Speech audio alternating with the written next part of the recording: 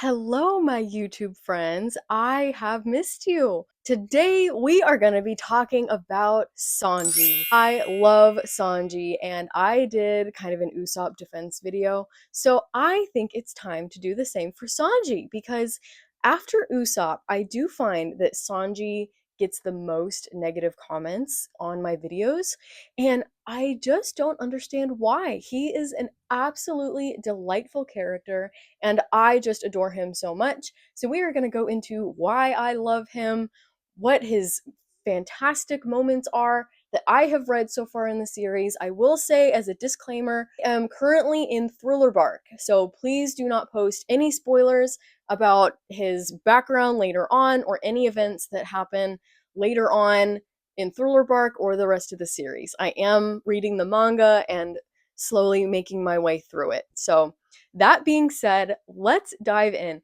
Currently, Sanji is my second favorite character in the entire series, after Robin. And while my character rankings do fluctuate quite intensely from saga to saga, I'm just at the place where I really love and appreciate Sanji. And my biggest thing about Sanji is his kindness. He is so overwhelmingly kind. And that is such a big thing for me as somebody who values and appreciates kindness in someone. Sanji just exudes it. And from the moment that we meet him in Baradier, quite literally, he is giving a man that is kicked out of the restaurant a meal, a rival pirate. And I love how when Luffy sees this, he immediately, that's when he knows that he wants Sanji to join his crew. It's such a wonderful human moment from him. And honestly, after Baradier, we kind of see him take a back seat. We don't see him. He was so new to the crew in Arlong Park that I feel like there wasn't anything super significant with him. So, then we go through Reverse Mountain, we go through Little Garden, we start the Alabasta saga, and still, he's kind of just in the back. He hasn't really had a super great defining moment yet. And then we get to Alabasta, and this is where genuinely Sanji started to secure his place among my very favorites because we see him disappear when the crew is under attack at the casino. And they're all captured, and there's kind of like hope is lost. It seems like Crocodile has won. He's tossed the key away. There's banana crocs everywhere. The room is flooding. It's really not a great situation all around. Who comes to the rescue but Sanji? And he is under this name of Mr. Prince, which just fits him so well. He had his suit on, he had the glasses. I mean, just a hype, like quite literally, like jumped off my couch and did a happy dance when I saw him come up. It was such a great entrance for him. And he lays out all these banana crocs and he's able to rescue the crew. And it was just such a fantastic moment from him. I loved it. And then, as if it literally couldn't get better, he then has the fight with Mr. 2 Bon Clay. And this was another just fantastic moment from him. So that, they do the fight and whatever, but it's after the fight that is so vital and important here. Instead of delivering the final blow like Bon Clay expects, Sanji extends his hand in friendship. And Sanji reminds me a lot of Luffy in his emotional intelligence. And again, it speaks to his kindness. I think that he just inherently knows people and what they need and what they want. And it's obvious that Bon Clay was craving friendship and an actual group where he would be valued. And he gets Sanji's hand in friendship and respect. And that makes a massive impact on him. And while Sanji does knock him out and go on his way, this is huge because we see Bon Clay return after the crew is trying to flee Alabasta, and he talks about Sanji's offer of friendship and he disguises himself and allows the crew to escape. And I don't know if that was ever clarified. I believe that he was captured by the Navy, I think, because there were so many of them. So he kind of sacrifices himself to save the crew and let them escape. And again, we don't know if he would have done that if Sanji hadn't shown him an incredibly forgiving, human to human moment, and and accepted and invited him as a friend and part of the crew's nakama. Again, it's Sanji specifically. Luffy is the other one, but Sanji specifically too just has this way of being so gentle and having a quiet knowing of what these people need. And I just adored that moment. So then we get to Skypiea, and he once again, I feel like a lot of focus was on him in Alabasta, so he kind of takes a back seat. But there is one very notable part in Skypiea for Sanji. If you are a Skypiea fan, I'm sure you know what I'm talking about. Sanji got struck by lightning once from Enel and was laid out, and he's all bandaged up. And he and Usopp, when they come to, realize that they need to go rescue Nami because she's on the ship with Enel. So they go up, and as they're going up, Sanji is kind of like, okay, Usopp, you're gonna have to sacrifice yourself so that I can get Nami out of here. And Usopp's freaking out, and they're like, okay, we gotta split up. And so he leaves, and Usopp is panicking, obviously, because this is a lightning imbued, godlike individual who's crazy. So it's like, what can Usopp do? But he nevertheless goes to fight Enel. He fights his fear and he fights Enel to try to save Nami. And right when lightning is about to strike, Sanji comes back from being gone, shoves Usopp out of the way, and takes the bolt of lightning again after being struck once. And he quite literally, you guys, this is one of the coldest panels that I have read in the entire manga so far. And even once I'm caught up, I am convinced it will be at least in my top 10. It's Sanji standing there all fried up again from the lightning, and he says, "Thanks, I needed a light," before collapsing. Usopp and Nami were able to get away. Just incredible. Literally got a standing ovation from me. Obviously, I wasn't thrilled to see him get struck again. I mean, how can you look negatively on anything about that scene? It was incredible. I feel like that one scene made up for his kind of backseat absence from Skypiea. Just phenomenal. I loved it so much. So after Skypiea, where we don't necessarily see him as much in a highlight, we then go to Water 7 and Enies Lobby. And once again, Sanji really has place in the spotlight here, and I truly love him the most in these two arcs, in Enies Lobby specifically. So Sanji, after Usopp goes missing, is obviously very concerned, and he's also concerned because they can't find Robin. So Robin and Usopp are both missing, and he doesn't like it, and he keeps asking. He's like, "Where's Robin?"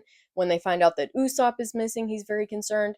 So they find Usopp, and he's livid. Obviously, the rest of the crew is livid. I love that panel of them where, they all see him and they're getting ready to bust butt at the Frankie house. And when we skip forward and Usopp comes to and he starts fighting with Luffy, Luffy is about to say something that he is going to regret when fighting with Usopp on the Going Merry.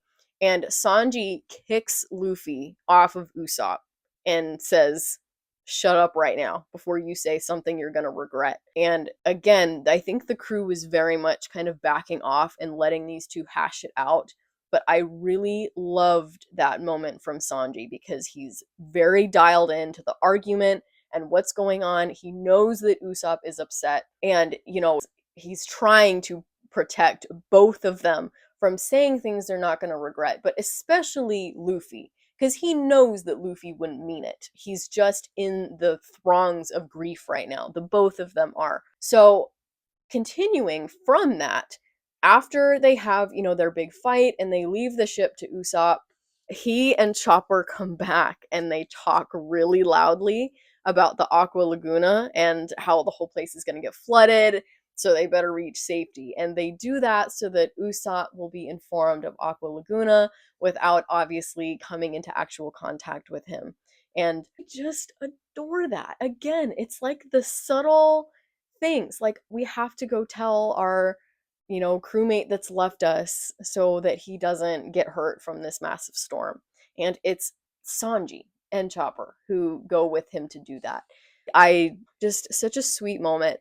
So he's really concerned with Chopper, looking everywhere for Robin. And they see Robin, she says that she's leaving the crew, that she's nothing but bad for them. And even though they lose her, we cut later to the moment where Sanji tells Chopper that he knows when a woman is lying, and he immediately clocked that Robin was not telling the whole truth and that, there was something else going on. So he continues to be on the hunt for her, and he sees her at the train station. And then he also sees that Usopp is taken. So he's doubly concerned, obviously. And he takes the initiative and boards the train, even though he's alone. There's nobody with him. He's just not afraid. He does what needs to be done.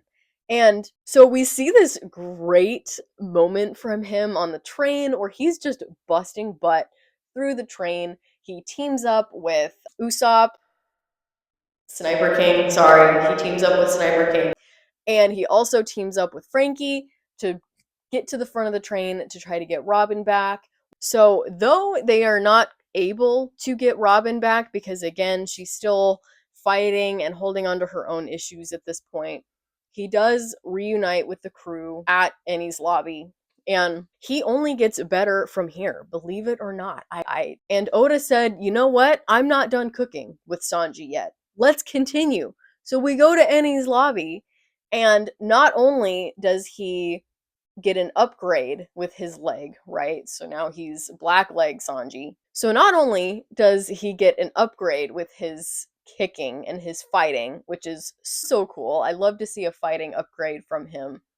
We see that Sanji fails in his fight with Khalifa because he can't bring himself to truly fight against a woman.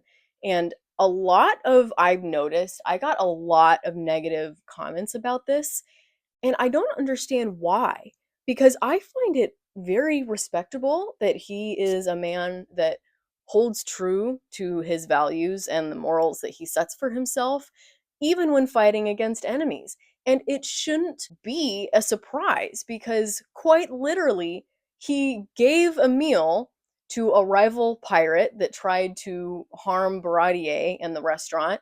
And then he also extended a hand in friendship to Mr. Bon Clay. And then he doesn't want to fight against this woman because he loves women. And I just don't understand why there's so much hatred over this. It's not a surprising thing at all. And he goes on and again levels up his kicking, and he's able to win against a different CP9 member, and it's great.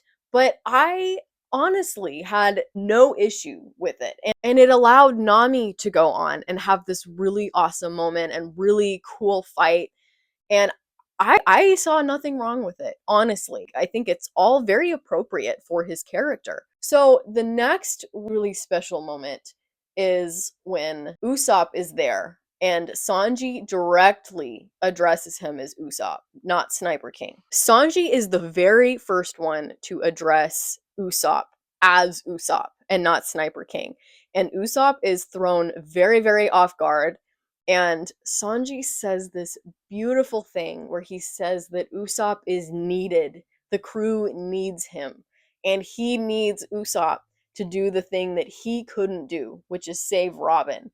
And he'll do the thing that Usopp couldn't do, which is beat the CP9 member that they were against. And it was such a beautiful moment, and it is exactly what Usopp needed to hear. Exactly, because Usopp battles with this extreme sense of insecurity where he's not needed and the crew is so much better than him because he doesn't have any powers. And here Sanji is saying, I can't do this. I couldn't save Robin. Even though I tried, I couldn't do it. I need you to do it. The crew needs you to do it. Robin needs you to do this and save her. And oh my gosh, you guys. So then Usopp goes to the top of the tower and starts sniping, and he hits Spandam and allows Robin the chance to run. I am getting chills talking about this. It was one of my favorite moments from Annie's Lobby, even though there were so many.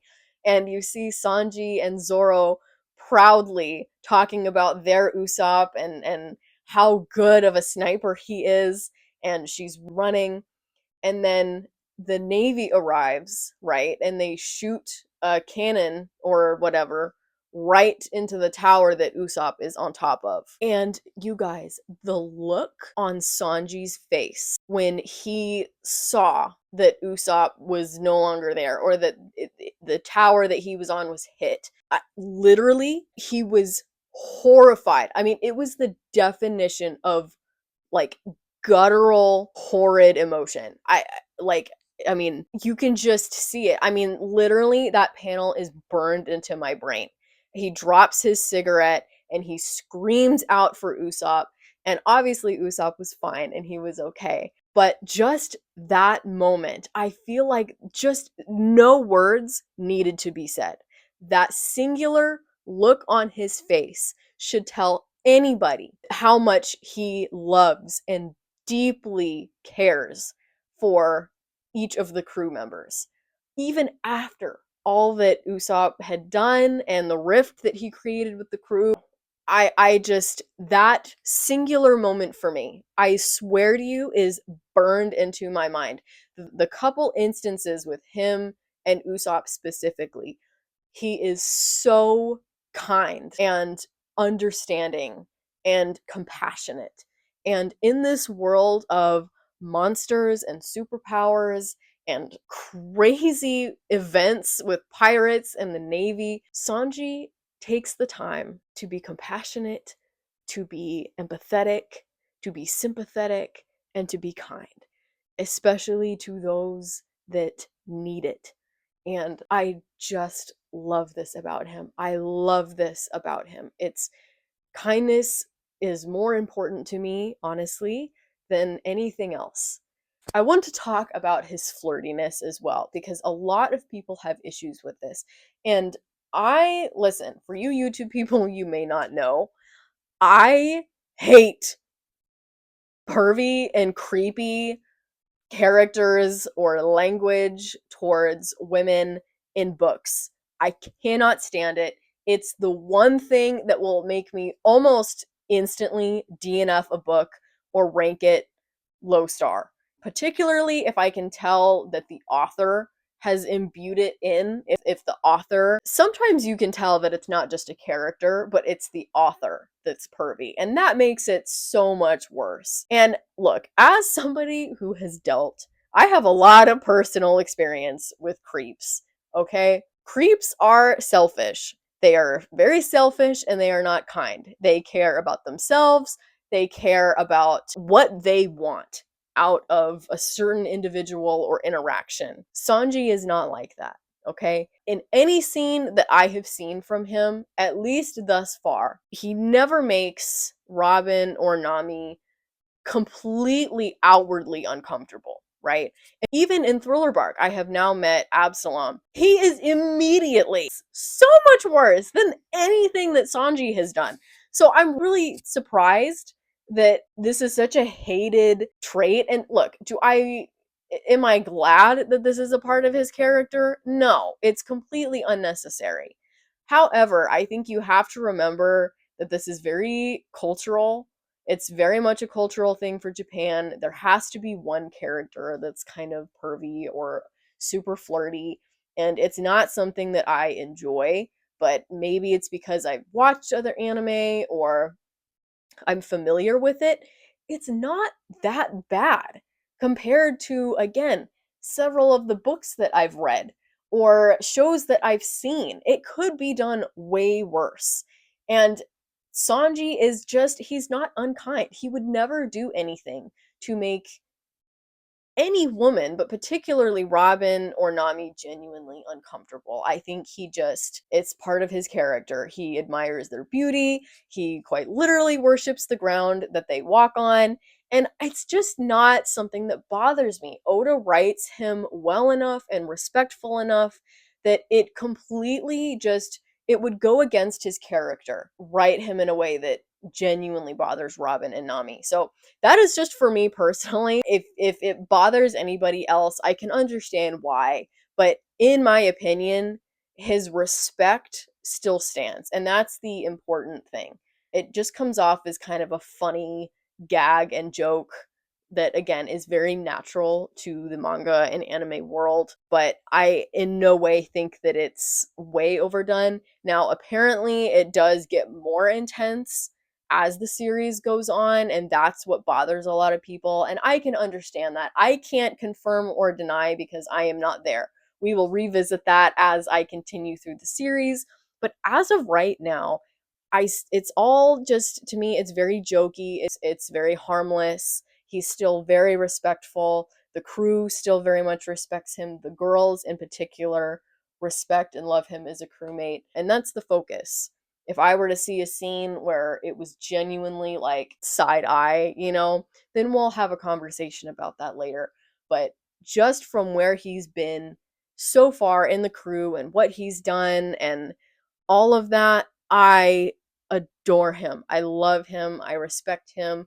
He's a vital part to the crew, just like everyone is. But I do think that he's such an overhated, underappreciated character. I get a lot of snark about him in my comments, and I just wanted to jump on here and remind everybody that he is a amazing character. And I think I forgot to mention too, he also had two moments that were not even like they got no page or screen time. They were mentioned after he did them, where number one, when he was on Anel's ship, before he sacrificed himself, he damaged Anel's ship, which really ticked him off. And then number two, he also, when the crew was escaping Annie's lobby, he had gone back in to open the doors again. And that again allowed and helped Mary and the crew to make their final quick escape. And it's Sanji that's thinking of these things. Not only is he emotionally intelligent, he's incredibly intelligent in general. He thinks ahead. He has a great battle IQ, in my opinion. I'm not as much into power scaling, so don't come for me there. But I just adore his character. I think that he has a lot of really amazing qualities, and if you don't enjoy him as a character, really just think about this and think of the things that he's done. He's such a valuable character. I absolutely adore him, and yes, those are all of my collective thoughts about Sanji. Let me know if you agree or disagree with anything. Let me know if there are any favorite moments from him up to Thriller Bark that I have left out. And yeah, thank you for listening to me yap. Thank you for being patient in between YouTube videos. I'm still busy post-holiday stuff. I'm purging my house and redecorating it currently, so I haven't had as much time, but I love you all. I'm so appreciative, and I will be back soon.